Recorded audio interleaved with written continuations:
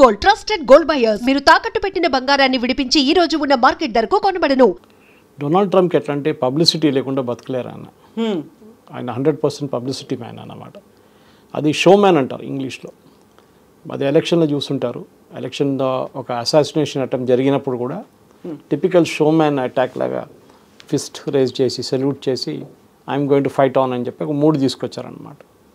కానీ ఎలక్షన్ గెలిచిన తర్వాత ఆయన ఇచ్చిన వాగ్దానాల్లో దాన్ని ఒక్కొక్క ఇంప్లిమెంట్ చేసుకొని పోవడానికి చాలా ప్రాబ్లం అవుతుంది ఆయన.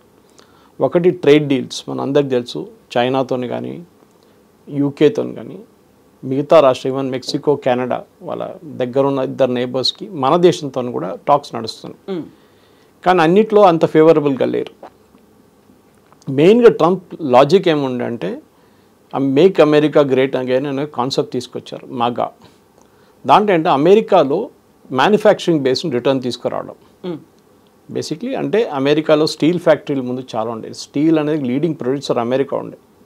ఇప్పుడు అమెరికా దగ్గర ఒక్క కంపెనీ కూడా మర్యాదగా స్టీల్ ప్రొడ్యూసర్స్ ఒక్క కంపెనీ కూడా లేదు. అక్కడిక్కడ ఏదో చేసుకుంటున్నారు కానీ స్టీల్ ప్రొడక్షన్ మొత్తం చైనాకి మారిపోయింది కంప్లీట్గా. కార్ మ్యానుఫ్యాక్చరింగ్ చాలా మటుకు యుఎస్ కార్ క్యాపిటల్గా ఉండే. చాలా మీరు 40-50 సంవత్సరాల ముందు తీసుకుంటే అక్కడి నుంచే కార్లన్నీ వచ్చేది ముందు. దాని తర్వాత జాపనీస్ వచ్చారు, కొరియన్స్ వచ్చారు, చైనీస్ వచ్చారు, మెక్సికన్ అండ్ కెనడా నుంచి పార్ట్స్ రావడం మొదలుపెట్టింది. యుఎస్ కార్ కంపెనీలకి కాస్ట్ అంటే వాళ్ళు ప్రొడ్యూస్ చేసే కార్కి విలువ ఎక్కువైపోయింది. ఎవరు కొనలేకపోతున్నారు. అదే టైంలో చైనాని తెచ్చుకుంటే మీరు డ్యూటీ వేస్తే కూడా ఇంకా చీప్ పడుతుంది వాళ్ళకి. ఎక్కడి నుంచి కొంటారు? న్యాచురలీ కన్స్యూమర్ చైనా కార్ తీసుకుంటారు, లేకుంటే ఈవెన్ మెక్సికన్ కార్ తీసుకుంటారు, కెనడా నుంచి వచ్చే కార్ కూడా తీసుకుంటారు. సో అమెరికాకి మ్యానుఫ్యాక్చరింగ్ రావట్లేదు. ట్రేడ్ డీల్స్ చేసుకుంటున్నారు, కరెక్ట్. ట్రేడ్ డీల్స్ ఏంటి? ఇండియా నుంచి పంపించే ఒక 30 ప్రోడక్ట్స్కి 5% ఉంటే వాళ్ళు మన వైపు కూడా 5% వేస్తారు. మనం 0% వేస్తే అక్కడి నుంచి కూడా 0% వేస్తారు. కానీ అమెరికా నుంచి వచ్చే ప్రోడక్ట్ని నేను ఎందుకు కొనాలి? అదొక కాన్సెప్ట్ వస్తుంది. ఇప్పుడు ఫార్మ్ ప్రోడక్ట్స్ ఉంది వాళ్ళది. మనం కార్న్ తీసుకుందాం, జొన్నలు. ప్రాబ్లం ఎక్కడ వస్తుందంటే ఈ కాస్ట్ ఆఫ్ ప్రొడక్షన్ వాళ్ళు చాలా ఎక్కువ అమెరికాలో. సో వాళ్ళు ఏం చేస్తారు? గవర్నమెంట్ సబ్సిడీ ఇస్తారు. మన దగ్గర కూడా ఇస్తారు. అమెరికా ఏం ఆర్గ్యూ చేస్తున్నా అంటే మీరు ఇండైరెక్ట్ సబ్సిడీ ఇస్తున్నాం, మేము డైరెక్ట్ సబ్సిడీ ఇస్తున్నాం. మీరేం చేస్తారు? నీళ్ళు ఫ్రీ ఇస్తున్నారు, కరెంటు ఫ్రీ ఇస్తున్నారు, దాని తర్వాత మినిమం సపోర్ట్ ప్రైస్ ఇస్తున్నారు, ఫర్టిలైజర్ ఫ్రీగా ఇస్తున్నారు. అన్నీ ఇచ్చిన తర్వాత కూడా మిగతా సబ్సిడీస్ కూడా ఇస్తున్నారు మీరు. మేము డైరెక్ట్ క్యాష్ ఇంత ప్రొడ్యూస్ చేస్తాం, దాని మీద సబ్సిడీ ఇస్తున్నాం మేము. మా దగ్గర మిగతా ఫ్రీలు ఏం లేవు. సో సబ్సిడీ టు సబ్సిడీ కొట్టుకుంటున్నాం మనం. అదే ప్రాబ్లం చైనాతో ఉంది. చైనాలో చైనీస్ గవర్నమెంట్ అక్కడున్న కంపెనీలకి చాలా హెవీలీ సబ్సిడైజ్ చేస్తుంది. అది ల్యాండ్ ఉండొచ్చు, పవర్ ఉండొచ్చు, నీళ్ళు ఉండొచ్చు, మిగతా ల్యాండ్ ఏదైనా కానివ్వండి చాలా మటుకు డిస్కౌంట్ ఇస్తారు వాళ్ళు. ఇప్పుడు బీవైడీ లాంటి కంపెనీ తీసుకోండి, కార్ మ్యానుఫ్యాక్చరింగ్, వాళ్ళకు కూడా చాలా మటుకు ఇన్సెంటివ్స్ ఇచ్చారు. దాంతో ఏమైతే గవర్నమెంట్ సపోర్ట్ వచ్చినప్పుడు ఇమీడియట్గా కాస్ట్ పర్ కార్ తగ్గిపోతుంది, యూనిట్ కాస్ట్. వాళ్ళు ఈజీగా యూరోప్లో కానీ అమెరికాలో అమ్ముకుంటున్నారు. కానీ ఎన్ని రోజులు నడుస్తుంది? చైనీస్ డామినెన్స్ అనేది వాళ్ళని చూస్తారంటే ఫస్ట్ ఒక మార్కెట్కి వెళ్తారు, మొత్తం డామినేట్ చేసిన తర్వాత మార్కెట్ మొత్తం ధ్వంసం చేసిన తర్వాత వాళ్ళు ప్రైస్ లెక్కిస్తారు. అప్పుడు మిగతా కాంపిటీటర్స్ ఉండరు, ఎవరు ఉండరు. సో యూఎస్ కూడా అదే జరిగింది. కానీ ట్రంప్ ఏమంటున్నారంటే నేను వచ్చిన తర్వాత నేను మ్యానుఫ్యాక్చరింగ్ తీసుకొస్తాను, కానీ చేయలేకపోతున్నాను. సో ఆయనకి ఒక డైవర్షన్ కావాల్సి వచ్చింది. అంటే ఈ డీల్స్ నడుస్తుంది, ఇప్పుడు డీల్స్ సైన్ చేయకుండా డీల్స్తో ఏం రాదు ఆయనకి, మ్యానుఫ్యాక్చరింగ్ రాదు, కొన్ని బిజినెస్ కొన్ని రావచ్చు, 10% రావచ్చు అంతే. సో ఈ యుద్ధాలు మొదలైనవి. ఫస్ట్ రాగానే అన్నారు నేనుంటే యుక్రెయిన్ రష్యా యుద్ధం అసలు నడవదు, మొత్తం బంద్ చేసి పడేస్తా అన్నారు. నేను బైడెన్ ఉండే ఈ వారంతా మొదలైంది, నేను గిట్ట ఉంటుండే ఈ వారం అసలు మొదలు కూడా కాకుండేది. కానీ ఏం చేశారు? పుటిన్తో మాట్లాడారు 2-3 సార్లు, 2 hours 2 గంటల సేపు కూడా మాట్లాడారు, ఏం కాలేదు. పుటిన్ ఇంకా బాంబులు వేస్తున్నారు, యుక్రెయిన్ ఇటువైపు డ్రోన్లు కొడుతున్నారు, అన్నీ నడుస్తున్నాయి. దాని తర్వాత భారత్ పాకిస్తాన్కి వచ్చాం. భారత్ పాకిస్తాన్లో గొడవ నడిచినప్పుడు 4వ రోజు నేనే చేపించాను, నేనే ట్రేడ్ డీల్ చేపించాను అదని చెప్పి పెద్ద స్టేట్మెంట్ ఇచ్చారు. భారతదేశంతో ఒప్పందం చేయకపోతున్నా అని చెప్తున్నారు. ఇప్పుడు ఆల్రెడీ రెడీ అయింది, మేము బిగ్ డీల్ అనౌన్స్ చేయబోతున్నాం. పాకిస్తాన్తో ఏమైందండి? పాకిస్తాన్ ఏం అమ్ముతారు చెప్పండి? యూఎస్కి పాకిస్తాన్ అమ్మగలది ఏముంది? ఒక డ్రగ్స్ ఒకటే ఉంది, ఓపియం అమ్మొచ్చు, నెక్స్ట్ టెర్రరిజం అమ్మొచ్చు. ఈ 2 ప్రోడక్ట్స్ ఉన్నాయి వాళ్ళ దగ్గర. మన డీల్స్ అంటే ఇద్దరితో డీల్స్ ఉండాలి. మనం డీల్ చేసిన తర్వాత నేను వీళ్ళిద్దరిని ఒప్పందం చేసి సీజ్ ఫైర్ చేయించన్నారు. మనం ఎవరితో మాట్లాడలేదు, మన ఎవరితో అసలు ట్రంప్ సీన్కే రాలేదు అంటున్నారు. ట్రంప్ ఏంటంటే దీనికన్నా ముందు కూడా మీకు చెప్పాను ఒకసారి, ట్రాన్సాక్షనల్ మ్యాన్. నేను 100 రూపాయలు పెడితే నాకు ఎంత వస్తుంది, రియల్ ఎస్టేట్ అంతే. నేను 100 పడితే నాకు 500 వస్తాయి, 300 వస్తాయి, 400 వస్తాయి. ఇది కూడా అంతే. ఆయన ఏమంటున్నాడు, నేను ఇంత ఎఫర్ట్ పెట్టినప్పుడు, నేను ఇన్ని పని చేసినప్పుడు నాకేమైనా కావాలి కదా, హిస్టరీలో ఎవరైనా గుర్తుపెట్టుకోవాలి కదా నన్ను. వచ్చిపోయింది ప్రెసిడెంట్ అని చెప్పకుండా జిమ్మీ కార్టర్ లాని, మన యాసిర్ అరాఫాత్ లాంటి వాళ్ళని ఆ టైంలో నోబెల్ ప్రైజ్ ఇచ్చారు వాళ్ళకి, నాకు కూడా ఎందుకు ఇవ్వకూడదు, హిస్టరీలో నిలిచిపోవాలి. డెఫినెట్ ఫుట్ నోట్లో ఉండాలి, అట్లీస్ట్ పైన హెడ్లైన్లో లేకుండా ఫుట్ నోట్లైనా ఉండాలి. డొనాల్డ్ ట్రంప్కి ఇట్లా నోబెల్ ప్రైజ్ వచ్చింది. ఆ టైంలో ఇస్సాక్ రబీన్ కానివ్వండి, మిగతా ఎవరైనా కానివ్వండి, యాసిర్ అరాఫాత్ కానీ, జిమ్మీ కార్టర్, ఇది నోబెల్ ప్రైజ్ వచ్చారు వాళ్ళకి. ఎందుకంటే ఆ టైంలో ఒక ఒప్పందం జరిగింది, ఆస్లో అకార్డ్ జరిగింది, ఒప్పందం వచ్చింది. కానీ ఇప్పుడు ఏం జరిగింది, ఇప్పుడు మీరు ఇజ్రాయెల్ వార్ చూస్తే, ఇజ్రాయెల్ పైన దాడి చేసింది first Hamas, October 7th kidnap చేసి 1200 మంది తీసుకెళ్ళిపోయారు, ఇంకా 1200 మందిని చంపారు ఇక్కడ. దాని తర్వాత మొదలైంది గొడవ. హమాస్ ఎవరు, ఇరాన్ ప్రాక్సీ. ఇరాన్ డబ్బు లేకుంటే రేపు హమాస్ దుకాణం బంద్ అయిపోతుంది మొత్తం. వాళ్ళు మిసైల్స్ ఇస్తారు, డబ్బులు ఇస్తారు, దాంట్లో కూడా మ్యాన్ పవర్ కూడా సపోర్ట్ చేస్తారు వాళ్ళు. ఇదంతా చేసిన తర్వాత హమాస్ ఇజ్రాయెల్ మీద దాడులు మొదలుపెట్టాయి. అటువైపు నుంచి ఎప్పటి నుంచో హెజ్బుల్లా దాడులు చేస్తున్నాయి, ఇప్పుడు కాదు, 10-20 సంవత్సరాల నుంచి హెజ్బుల్లా కంటిన్యూస్గా ఇజ్రాయెల్ మీద దాడి చేస్తూనే వస్తారు. హమాస్ కన్నా కొంచెం ఒక 30-40% ఎక్కువ టెక్నాలజికలీ కేపబుల్ ఉన్నారు హెజ్బుల్లా. హమాస్ అంత కేపబుల్ లేరు.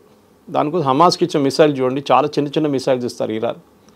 డౌట్ ఉంది వీళ్ళు ఫైర్ చేయగలరా లేదా అని చెప్పి. హెజ్బుల్లా అది కాదు, హెజ్బుల్లా హైలీ ట్రైన్డ్ ఫోర్స్ అన్నమాట. వీళ్ళందరినీ ఎవరు తీసుకొచ్చారు, ప్రాక్సీస్గా ఇరాన్ తీసుకొచ్చారు.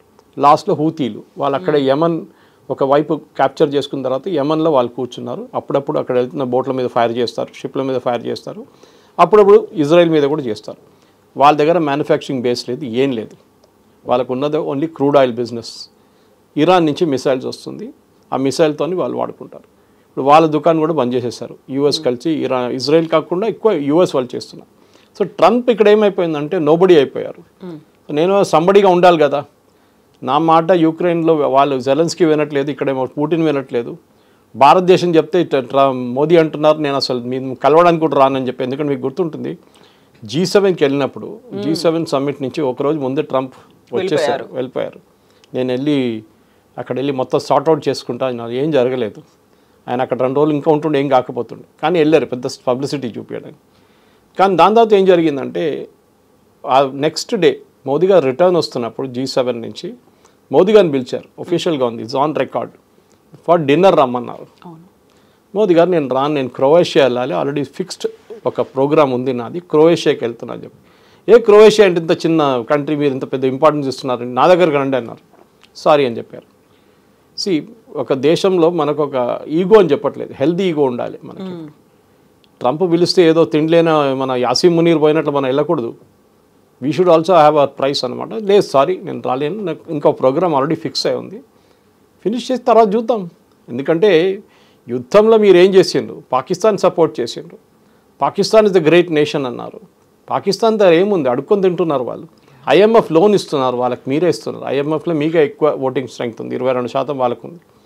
ఇదన్నీ చేసినప్పుడు మేము మీతో ఎందుకు పెట్టుకోవాలి, మాకేం పోయిందంట. మా మార్కెట్ చాలా పెద్దది, ఏ కంట్రీ అయినా వచ్చి అమ్మొచ్చు మా దగ్గర. మీరు మాతోని ఒప్పందం చేయకపోతే ఇంకొకరితో ఒప్పందం చేసుకుంటాం మేము, సింపుల్. అది ఆల్రెడీ మనకు బ్రిటిష్ వాళ్ళతో FTA చేసుకున్నాం మనం, ఫ్రీ ట్రేడ్ అగ్రిమెంట్. అది కాకుండా ఇప్పుడు యూఎస్తో వస్తే కూడా యూఎస్తో ఓకే, నో ప్రాబ్లం. రేపు కెనడాతో వస్తే కెనడాతో చేసుకుందాం. కెనడా కూడా చూడండి, జస్టిన్ ట్రూడో ఉన్నప్పుడు మాట్లాడిన మాటలు కాదు ఇప్పుడున్న ప్రైమ్ మినిస్టర్ మాట్లాడుతుంది, చాలా డిఫరెంట్ ఉంది. మోదీ గారిని పిలిచారు G7కి.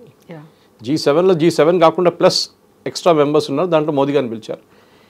ఏం జరిగిందంటే భారతదేశం మీద ఉన్న ప్రెషర్ పెట్టలేకపోయి లాస్ట్లో ట్రంప్ ఇప్పుడు 3వసారి ఇజ్రాయెల్ ఇరాన్ నడిమిట్లో నేనే ఒప్పందం చేయించాను, నేనే సీజ్ ఫైర్ చేయించాను, నాకు నోబెల్ ప్రైజ్ కావాలని చెప్పి.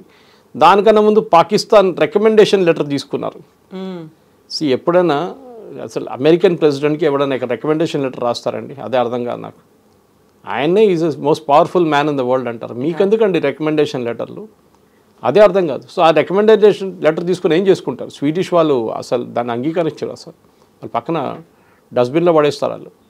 సో ట్రంప్కి ఏంటంటే ఇప్పుడు రవాండా ఇంకేదో దేశం ఆఫ్రికాలో కొట్టుకున్నారంట, వాళ్ళని కూడా తీసుకొచ్చి ఒప్పందం చేపిస్తున్నారు వైట్ హౌస్లో. సో ఈ వాంట్స్ హిస్టరీలో నేను ఒక పీస్ మేకర్, అన్ని యుద్ధాలు నేనే ఆపానని చూపించడానికి ఆయన చేస్తున్న ఎఫర్ట్స్ అన్నమాట. ఎందుకంటే హోమ్ ఫ్రంట్లో చాలా పెద్ద దెబ్బతింటున్నాడు ఆయన. మీరు చెప్పినట్లు మ్యానుఫ్యాక్చరింగ్ పెరగట్లేదు, స్టాక్ మార్కెట్ పెరిగింది న్యాచురల్. ఎందుకంటే ఇరాన్ ఇరాక్ వార్ స్టాప్ కాగానే, సీజ్ఫైర్ రాగానే ఆయిల్ రేట్ పడిపోయింది, స్టాక్ మార్కెట్ పైకి వెళ్ళిపోయింది. కానీ స్టాక్ మార్కెట్ కాదు ఒక nation the real manufacturing power అంటే అది ఇప్పుడు కూడా చైనా దగ్గర ఉంది. చైనాతో ఒప్పందం చేసుకున్నారు. మొన్నదాకా చైనాకి మీద 265% డ్యూటీలు పెడతా అని చెప్పిన మనిషి చైనాతో ఒప్పందం చేసుకున్నారు. ఇరాన్ అంటున్నారు మా న్యూక్లియర్ ఫెసిలిటీస్ ఎక్కువ ఏం కొట్టలేదులే, ఒక 2-3 నెలలు మాకు కొంచెం వెనకకి వెళ్ళిపోయాం, మళ్ళీ మేము రీకూప్ చేసుకుంటున్నాం. ఏం జరిగింది? ఈయననే మొదలుపెట్టిన యుద్ధం ఈయన్నే ఫినిష్ చేసి మళ్ళీ అదే నేను సీజ్ఫైర్ చేపిస్తా అంటున్నారా? మళ్ళీ B2తో ఎందుకు బాంబింగ్ చేపించారు మీరు? ఆ స్టెల్త్ బాంబర్లను ఎందుకు పంపించారు అక్కడికి? ఎందుకు అదే అందరూ అడుగుతున్నారు, ఎందుకు పంపించారు? ఇంత ఖర్చు చేసి ఎందుకు పంపించారు? మీకు ఆ యుద్ధం వద్దంటే మీరు అప్పుడే ఆపేసుకోవచ్చు. సరే న్యూక్లియర్ ఫెసిలిటీస్ని కొడతా అన్న, మీరు ఒకరికి వారం రోజు 14 రోజులు నోటీస్ ఇస్తే వాళ్ళు అన్నీ అక్కడే ఉంచుకుంటారా? ఎవరు ఉంచుకోరు. ఫోర్దోలో మనం చూసాం, వాళ్ళు న్యూక్లియర్ మౌంటైన్ కింద ఉంది, అది అక్కడ 400 నుంచి 500 ట్రక్కులు వచ్చి ఏదో చేస్తున్నారు ఒక 5-6 రోజులు. మట్టి తీసుకొస్తున్నారో మట్టి తీసుకెళ్ళిపోతున్నారో ఏం తెలియట్లేదు మనకి. శాటిలైట్ పిక్చర్స్ ఉంది అంటే ఏదో జరుగుతుంది. యురేనియం ఎక్కడ పోయిందో ఎవరికి తెలియదు. యురేనియం సెంట్రిఫ్యూజ్ మీద అటాక్ జరిగిందా, అది డిస్ట్రాయ్ అయిందో అది తెలియదు. ఎందుకంటే గ్రౌండ్ అసెస్మెంట్ జరగలేదు, ఇంకా డ్యామేజ్ అసెస్మెంట్ అంటాం, బ్యాటిల్ ఫీల్డ్ డ్యామేజ్, అది ఇంకా జరగలేదు. ఎందుకంటే శాటిలైట్ పిక్చర్స్తో మీకు ఇంతనే తెలుస్తుంది. ఇప్పుడు మనం క్లారిటీ మిస్ అవుతుంది అక్కడ. ఎందుకంటే మనం పాకిస్తాన్ మీద దాడి చేసాం, వాళ్ళ ఎయిర్ బేస్ మీద కొట్టని చెప్పి ప్రూఫ్ చూపించగలం మనం, కానీ ఇక్కడ ఆ ప్రూఫ్ లేదు. ఎందుకంటే ఇదంతా మౌంటైన్ కింద ఉంది, కొండ కింద ఉంది. ఇది మీరు దాని లోపల ఎవరిని పంపిస్తారు? ఎవరు వెళ్తారు? ఇజ్రాయిల్ వాళ్ళు వెళ్తారు, అమెరికన్స్ వెళ్ళరు. వాళ్ళకి భయం వెళ్ళడం అంటే. వాళ్ళ బుట్స్ ఆన్ ద గ్రౌండ్ ఎప్పుడు పెట్టరు వాళ్ళు ఎయిర్ నుంచి కొడతారు, కానీ పెద్ద పెద్ద మాటలు అంటారు, కానీ వాళ్ళ సోల్జర్స్ని ఎప్పుడు కమిట్ చేయరు. వాళ్ళు ఆఫ్ఘనిస్తాన్ కూడా చూడండి, వాళ్ళ సోల్జర్స్ని కమిట్ చేసిన దాంట్లో వాళ్ళు చాలామంది చనిపోయారు వాళ్ళ సోల్జర్స్. దాని తర్వాత వాళ్ళు ఎక్కడ కానీ సోల్జర్స్ని వాడరు, ఎయిర్ నుంచి కొడతారు, వాళ్ళ ఎయిర్క్రాఫ్ట్ యూజ్ చేసుకుంటారు, కానీ బూట్స్ ఆన్ ద గ్రౌండ్ అంటాం మన ఇంగ్లీష్లో, అది లేదు. సో ఇప్పుడు ఇంత అవుతోంది, మీరు చెప్పినట్టుగా 400-500 ట్రక్కులు తిరిగాయి అనుకున్నప్పుడు వాట్ అబౌట్ 408 కేజీల యురేనియం అక్కడ ఉంచారా, ట్రాన్స్ఫర్ చేశారా, అటాక్ అయిందా లేదా, అక్కడ సెస్మోగ్రఫీ ఏం చెప్తోంది, ట్రెమార్స్ ఉన్నాయా, వీటన్నిటికి సంబంధించి అఫీషియల్గా ఇన్ఫర్మేషన్ ఏమైనా వచ్చిందా ఇప్పటికి? మనం యురేనియంని ట్రక్లో తీసుకెళ్ళాము. It's very sensitive material, highly sensitive material, radioactive. దానికి కొన్ని కంటైనర్స్ ఉంటాయి, దానికి కొన్ని సేఫ్టీ పారామీటర్స్ ఉంటుంది. బహుశా ఇజ్రాయెల్ దాడి చేసిన టైం నుంచి మొదలుపెట్టినప్పుడు ఫస్ట్ వాళ్ళు ఇస్ఫహాన్ కొట్టారు, దానికన్నా ముందు మనం చూసాం తెహరాన్ యూనివర్సిటీ మీద కొట్టారు, ఈ ఫోర్దో ప్లాంట్ మీద కొట్టారు, నటాన్స్ పైన ఒక న్యూక్లియర్ రియాక్టర్ దాని మీద కొట్టారు, అండర్ గ్రౌండ్ కొట్టలేకపోయారు. అదే టైంలో ఇరాన్ డిసైడ్ చేసుకుని ఉంటారు, ఏ నేషన్ అయినా డిసైడ్ చేస్తారు, లుక్ ఇది రిస్క్ ఉంది, మా దగ్గర 480 కిలోగ్రాముల మా దగ్గర యురేనియం ఉంది, అది మనకు స్పెసిఫిక్ లొకేషన్లో ఉంది, ఈ లొకేషన్ మీద ఇజ్రాయెల్ లేకుంటే రేపు అమెరికా దాడి చేస్తారు, మనం ఇక్కడ పెట్టుకుంటే రిస్క్. అన్నీ తీసుకెళ్ళి మనం ఇంకో చోట్ల పెట్టారు, ఎందుకంటే కంటిన్యూస్గా ఇజ్రాయెల్ కానీ అమెరికా చూస్తున్నారు, వాచ్ చేస్తున్నారు. ఈ 400 ట్రక్ అని చెప్పింది వాళ్ళు కూడా చూశారు, కొత్తదేం కాదు అది. సో వీళ్ళేం చేస్తుంటారు, బహుశా that's what even international experts ఏమంటారు, వీళ్ళు డివైడ్ చేస్తుంటారు, 100 డివైడ్ చేసి 4 చోట్లకు పంపించుంటారు, 4 డిఫరెంట్ ప్లేసెస్కి. సో దట్ రిస్క్ లేదు కదా, ఇక్కడ కొడితే ఇక్కడ ఉంటుంది, ఇక్కడ కొడితే ఇక్కడ ఉంటుంది, సో వాళ్ళకి రిస్క్ లేదనమాట. ఇంకోటి దీన్ని ప్యూరిటీ ఎంత ఉందో మనకు తెలియదు. ఒక నార్మల్ పీస్ఫుల్ పర్పస్కి ఒక న్యూక్లియర్ పవర్ ప్లాంట్ నడిపించాలంటే 3% ప్యూరిటీ చాలు. ఇరాన్ ఏమంటున్నారంటే వాళ్ళు IAEA దగ్గర సబ్మిట్ చేసిన డాక్యుమెంట్లో మేమేం చేయట్లేదు, ఆ యురేనియం అట్లనే ఉందంటున్నారు. IAEA ఏమంటున్నారు 60% దాకా వీళ్ళు ప్యూరిటీకి వచ్చేసారు అని. ఇది US కూడా చెప్తున్నారు. 60 నుంచి 80కి వచ్చి 80 నుంచి 85 కలంగానే వెపన్ గ్రేడ్కి వచ్చేస్తారు. వెపన్స్లో ఇన్సర్ట్ చేసుకోవచ్చు, వార్ హెడ్ న్యూక్లియర్ బాంబ్ పెట్టచ్చు, దాని ట్రిగరింగ్ మెకానిజం అంతా ఉండాలన్నమాట. ఆ స్టేట్కి ఇంకా రాలేదు. దీంట్లో చాలా మటుకు కాన్ఫ్లిక్ట్స్ ఉన్నాయి. ఇప్పుడు తులసి గబాడ్ ఒక స్టేట్మెంట్ ఇచ్చారు ఆమె, ప్రెసిడెంట్ ట్రంప్ CIA వాళ్ళు ఇంకో స్టేట్మెంట్ ఇచ్చారు, ప్రెసిడెంట్ ట్రంప్ ఇంకో స్టేట్మెంట్ ఇచ్చారు, పీట్ హెస్గెత్ ఆయన ఇంకో స్టేట్మెంట్ ఇస్తున్నారు, డిఫెన్స్ సెక్రటరీ. వీళ్ళు ఎవరు నిజం చెప్తున్నారో ఎవరికి తెలియదు, ఇది ఎక్కడ పోయిందో ఎవరికి తెలియదు, ఎక్కడ పోతే కూడా ఏం అవుతుందో అది కూడా చెప్పలేకపోతున్నారు. ఇది తీసుకొని వాళ్ళు ఏం చేసుకుంటారు? యురేనియం అట్లా ఒట్టి యూజ్ చేయలేము కదా, దాన్ని ప్రాసెస్ చేయడానికి ఫెసిలిటీ ఉండాలి, దాని సెంట్రిఫ్యూజ్ ఉండాలి, అది ఏం లేకుండా మీరు ఏం చేసుకుంటారు యురేనియం పెట్టుకొని? అది రిస్క్, అది చాలా, అది మీద పెట్టుకోవడమే రిస్క్. చుట్టుపక్కల ఉన్న వాళ్ళకి రిస్క్, రేడియో యాక్టివిటీ రిస్క్ అన్నీ ఉంటుంది. రేపు దాని మీద బాంబింగ్ జరిగింది అనుకోండి, మట్టి చెర్నోబిల్ లాగా అయిపోతుంది మొత్తం, లేకుంటే ఫుకుషిమా లాగా అయిపోతుంది, జపాన్లో జరిగిన డిజాస్టర్ లాగా. సో ఇప్పుడు ఈ ఇష్యూలో ఏం జరిగి ఉంటుంది అంటారు? ఇప్పుడు ఇరాన్ మళ్ళీ ట్రంప్ దగ్గరికి వెళ్ళారు, ఆ తర్వాత ఒక చర్చల కోసం ఆహ్వానించారు. ఆ ట్రంప్ చెప్పిన తర్వాత సీజ్ ఫైర్ కూడా ఇజ్రాయెల్ ఒప్పుకోలేదు, మళ్ళీ అటాక్స్ అనేవి చేస్తూ వచ్చాయి. ఇప్పటికైతే కొంచెం టెంపరీగా ఒక పాజ్ బటన్ ప్రెస్ చేసి ఉంచారు అనుకున్నప్పుడు ఎన్పిటి సైన్ ఇరాన్ దాని నుంచి విత్డ్రా చేయబోతున్నారు. న్యూక్లియర్ నాన్ ప్రొలిఫరేషన్ ట్రీటీ నుంచి విత్డ్రా చేస్తున్నారు. వాళ్ళ మజ్లీస్ పాస్ చేశారు, వాళ్ళ ఇంకొక సెనెట్ ఉంది, వాళ్ళు అక్కడ పాస్ చేసిన తర్వాత అది విత్డ్రా చేసుకుంటారు. ఐఏతో మేము అస్సలు will not do any contract with them అని చెప్పేశారు. No cooperation with IAI. అట్లా అన్నప్పుడు దీన్ని ఎవరు ట్రాక్ చేస్తారు? ఈ యురేనియం యూసేజ్ ఎక్కడికి వెళ్తుంది? ఎందుకంటే యురేనియం చాలా మటుకు ప్రాసెస్ చేసే ఎక్విప్మెంట్ అంతా రష్యా దగ్గర నుంచి తెప్పించుకున్నారు, కొంచెం చైనా దగ్గర నుంచి తెప్పించుకున్నారు, కొంచెం నార్త్ కొరియా దగ్గర తెప్పించుకున్నారు, ఇరాన్. సో ఈ ప్రాసెసింగ్ నెక్స్ట్ స్టెప్ మొదలు పెట్టాలంటే ఇంకెక్కడైనా ప్లేస్లో మొదలు పెట్టాల్సి వస్తుంది. ఈ 4 చోట్లు కాకుండా, దట్ ఈస్ ఇస్ఫహాన్ కానీ, తెహరాన్ యూనివర్సిటీ కానీ, నటాన్స్ కానీ, ఫార్దో కానీ, 5వ 6వ ప్లేస్ ఉందా ఇరాన్ దగ్గర? ఎక్కడైనా సీక్రెట్గా పెట్టుకున్నారా? అక్కడికి ఇది మూవ్ చేశారా? అక్కడ మళ్ళీ ప్రాసెసింగ్ మొదలు పెట్టారా? ఎందుకంటే మనకు యురేనియం ఎక్కువ అక్కర్లేదు. న్యూక్లియర్ బాంబ్ 10 న్యూక్లియర్ బాంబ్ తయారు చేయాలంటే చాలా గ్రామ్స్లో చాలు మనకి, అంత తక్కువ క్వాంటిటీ చాలు. కానీ ఇది చేస్తున్నారా లేదని తెలియదు. సెంట్రిఫ్యూగ్స్ ఉందా హై, మళ్ళీ ప్యూరిఫై చేసి హై అని తీసుకెళ్ళడానికి? చాలా ప్రశ్నలు ఉన్నాయి. దీనికి ఆన్సర్స్ ఎక్కడ లేదు, ఎందుకంటే ఎవరి దగ్గర ట్రాకర్ లేదు. తెలిసింది ఇద్దరికే, ఒకటి ఇజ్రాయెల్కి, ఒకటి ఇరాన్కి. ఇజ్రాయెల్ చెప్పరు, వాళ్ళు చేస్తున్న పని చేసి చూపిస్తారు. ట్రంప్ అట్లా కాదు, ట్రంప్ మాట్లాడుతూనే ఉంటారు, నేను అది చేయబోతున్నాను, చేస్తాను, ఇప్పుడే చేస్తాను, కొడతాను అని చెప్పేసి. 2 వారాలు సమయం ఇచ్చి ఇరాన్కి 2 వారాల లోపల మీరు కంప్లై చేయండి, లేకుంటే నేను బాంబు వేస్తాను చెప్పిన మనిషి 2 రోజుల తర్వాత వెళ్ళి బాంబు వేసేసాను. అవును. సో ఇరాన్ ఏం చేశారు? ఇరాన్ ఎక్స్పెక్ట్ చేశారు, చేయలేదు. వాళ్ళు అనుకున్న మాకు ఇంకా 2 వారాలు నేను అనుకున్నారు, కానీ అంతే ఆ గ్యాప్ తీసుకొని బాంబు చేసేసారు B2 పెట్టి. కానీ ఈ బాంబు చేయడం ఎక్కువ మనం చూసాం యూఎస్ ఇంటెలిజెన్స్ బ్రీఫింగ్లో కానీ, హౌస్ కమిటీ బ్రీఫింగ్స్లో ఒక డివైడెడ్ ఒపీనియన్. ఎంత డ్యామేజ్ జరిగింది, డ్యామేజ్ అసెస్మెంట్ ఎంత ఉంది, మీరు టైం ఎంత ఇచ్చారు,